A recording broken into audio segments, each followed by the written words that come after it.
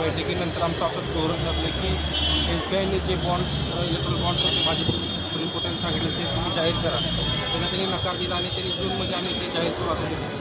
आणि खऱ्या अर्थानं देशामधलं काळं धन भारतीय जनता पार्टीला कुणी दिलं हे आम्हाला जाणून घ्यायचं आहे आणि सर्व जनतेचा देखील अधिकार आहे. त्याचा विरोध करण्यासाठी SBIचा विरोध करण्यासाठी आजही आंदोलन करतो. कुठल्याही प्रकारची पूर्वसूचना न देता हे असं अचानक तुम्ही आंदोलन केलं, कायदा सुव्यवस्थेचा प्रश्न निर्माण झाला. नाही, मान्य आहे प्रशासनाला कुठल्या प्रकारची सूचना नव्हती, परंतु देशामध्ये आता तुम्ही पाहिलं असेल की प्रशासन असेल, कोर्ट असतील किंवा कुठल्याही संस्था असतील, या सगळ्या BJP त्यांचं कार्यालय झालेलं आहे. त्यांना कुठलीही सूचना दिली तर आमची परवानगी वारंवार नाकारली जाते आणि कुठलेही आंदोलन करायचं असेल तरी आम्हाला आंदोलन करण्याची परवानगी मिळत नाही.